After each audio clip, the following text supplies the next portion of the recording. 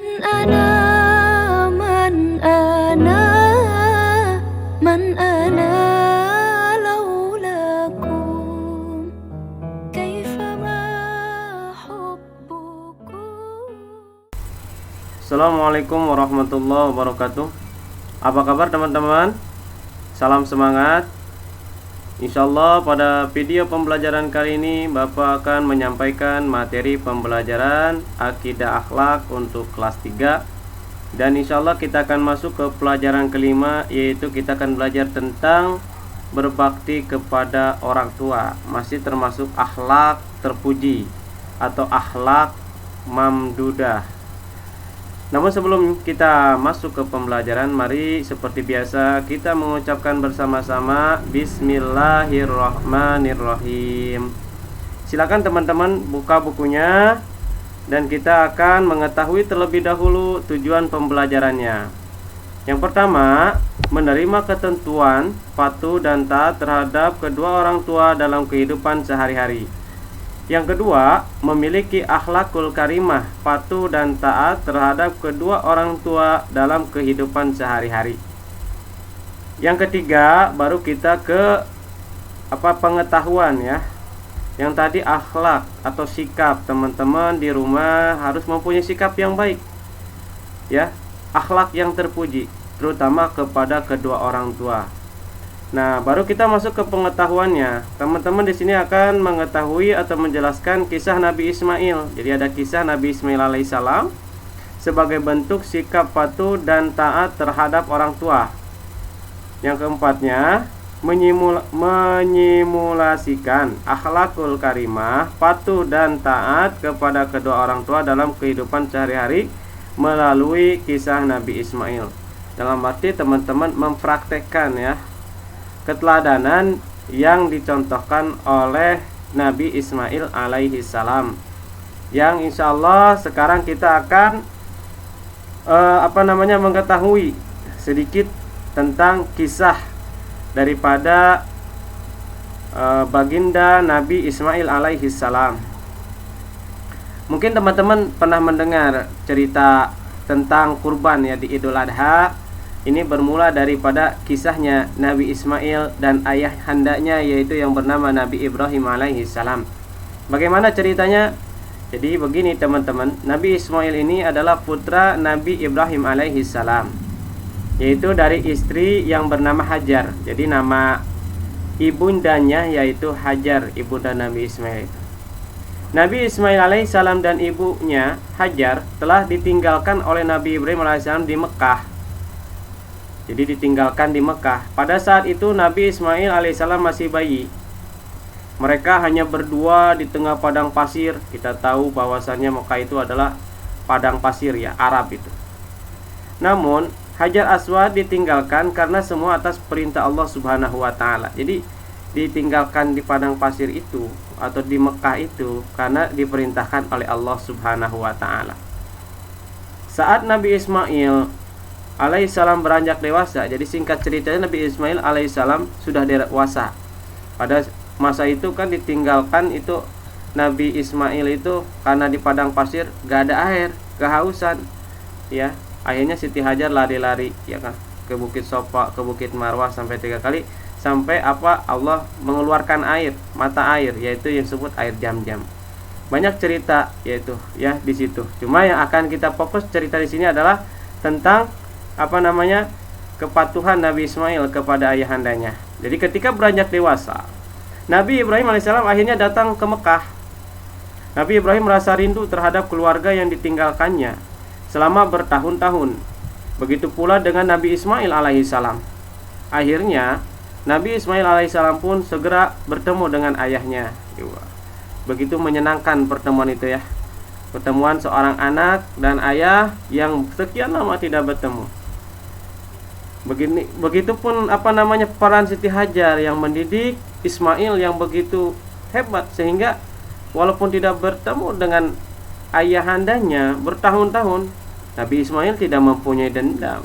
Kenapa? Karena peran daripada seorang ibu kepada anaknya untuk menghormati ayahnya. Nah, pertemuan mereka itu begitu menyenangkan. Mereka bersyukur kepada Allah Subhanahu wa taala Karena akhirnya Allah Subhanahu wa taala mengumpulkan mereka bersama-sama. Namun, belum lama mereka bertemu, Allah menguji lagi keimanan mereka. Diuji lagi lah keimanan mereka. Suatu hari Nabi Ibrahim alaihissalam tertidur. Dalam tidurnya itu, Nabi Ibrahim alaihissalam mendapatkan wahyu melalui mimpi.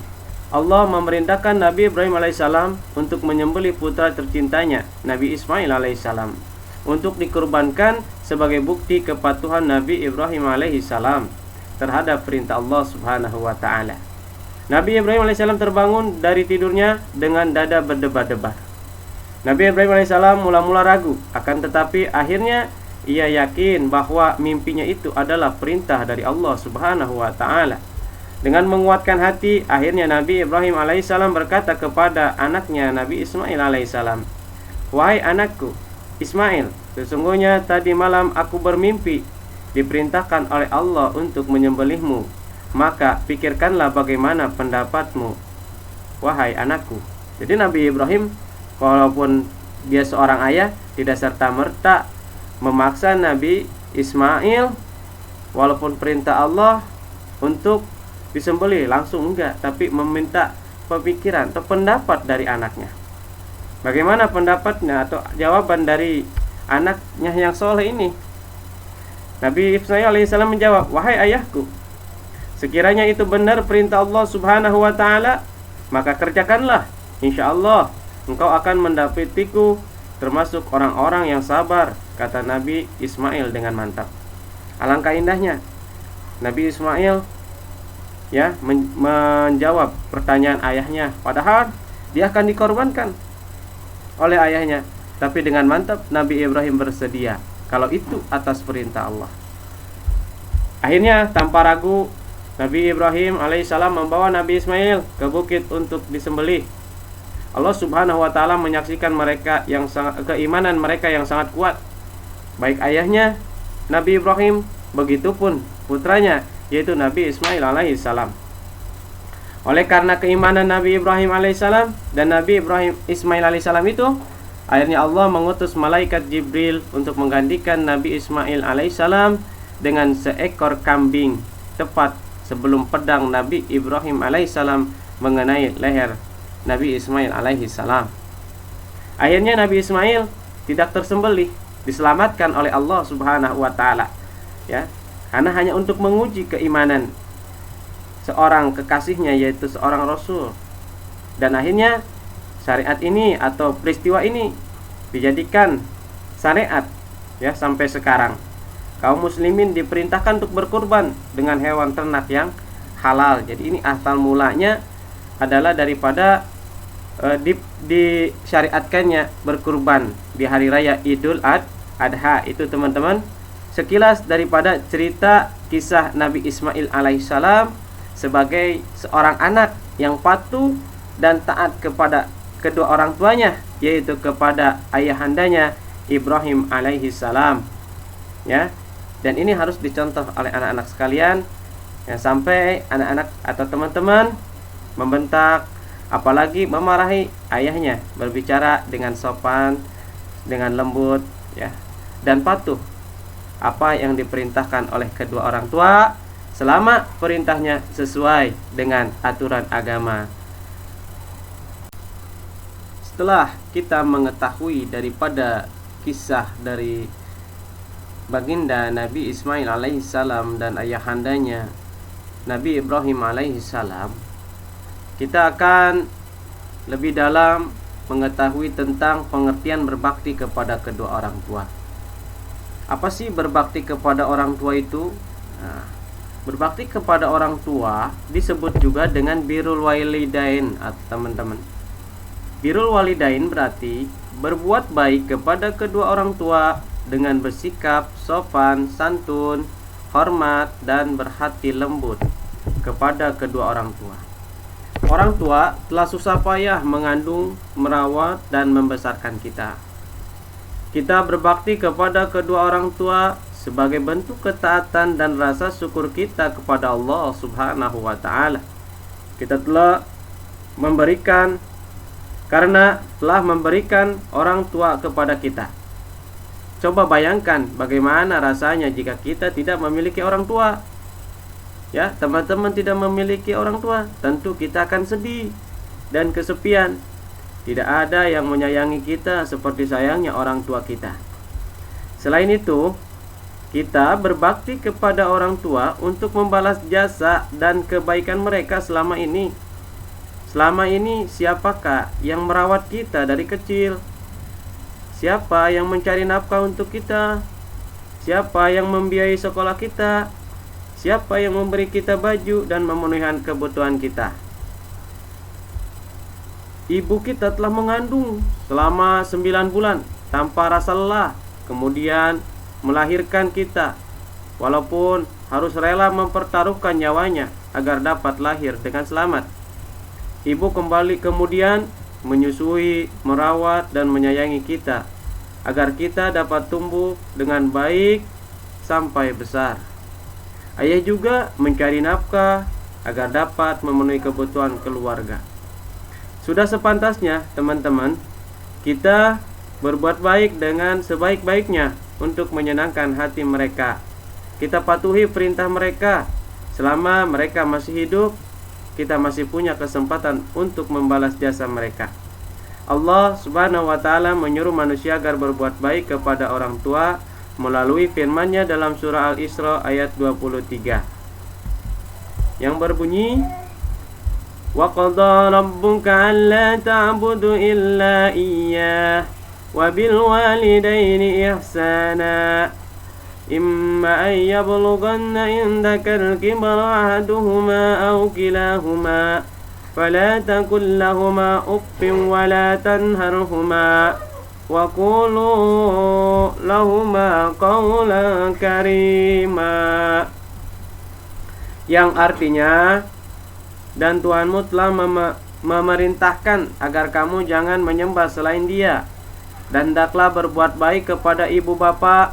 Jika salah seorang di antara keduanya atau kedua-duanya sampai berusia lanjut dalam pemeliharaanmu, maka sekali-kali jangan kamu mengatakan kepada keduanya perkataan ah, dan janganlah kamu membentak keduanya, dan ucapkanlah kepada keduanya perkataan yang baik. Kemudian Rasulullah SAW ditanya oleh para sahabat tentang amal yang paling disukai oleh Allah Subhanahu wa ta'ala dalam hadisnya sebagai berikut. An Abdullah bin Mas'ud radhiyallahu anhu qala, sa'altu Nabi sallallahu alaihi wasallam ayu amalin ahabbu ila Allah ta'ala, qala as-salatu ala waqtiha, qultu thumma ayyu, qala birrul walidain, qultu thumma ayyu, al-jihadu fi sabilillah.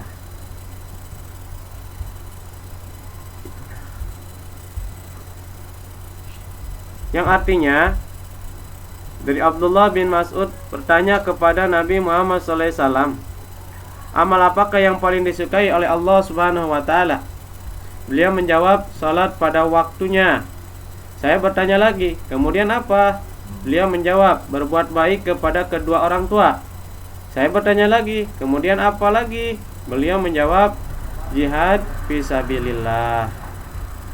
Oke teman-teman, itu diantara dalil-dalil yang memerintahkan kita untuk patuh dan taat serta berbakti kepada orang tua.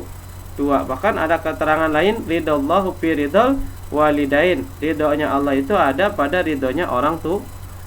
Wasuhtullahi fi suhtil walidain, dan marahnya Allah ada pada marahnya orang tua. Makanya jangan sampai teman-teman membuat kesal atau marah kedua orang tuanya.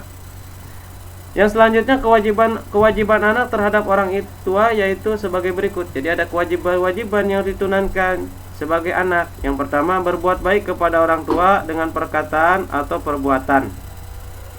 Anak yang baik dan saleh tidak akan membentak orang tua. Anak yang baik akan bersikap lembut dan sopan.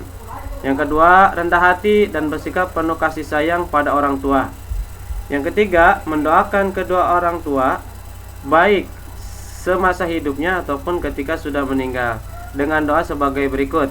Pasti teman-teman udah hafal ya doanya. Yang belum hafal harus hafal. Rabbighfirli wali walidayya warhamhuma kama rabbayani shaghira. Artinya, wahai Tuhanku, ampunilah aku dan kedua orang tuaku dan sayangilah mereka sebagaimana mereka menyayangiku waktu kecil.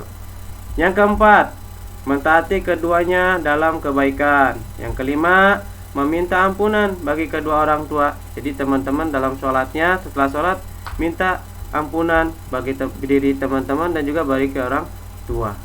Yang keenam, patuh, berarti melaksanakan perintah orang tua dengan ikhlas. Yang ketujuh, menyenangkan hati orang tua. Jika sedang gelisah, kita bisa menghibur mereka.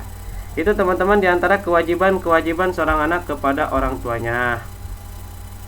Mungkin ini aja video pembelajarannya, mudah-mudahan bermanfaat dan mudah-mudahan teman-teman semangat belajarnya, baca bukunya, belajar di rumah karena sebentar lagi kita akan menghadapi penilaian akhir semester ganjil. Ya, tapi kita masih banyak nih teman-teman, ya, bab yang belum kita selesaikan. Makanya teman-teman, kita bekerja sama untuk sama-sama semangat belajar. Terima kasih. Kurang lebihnya Bapak mohon maaf. Wabillahi taufiq wal hidayah. Wassalamualaikum warahmatullahi wabarakatuh.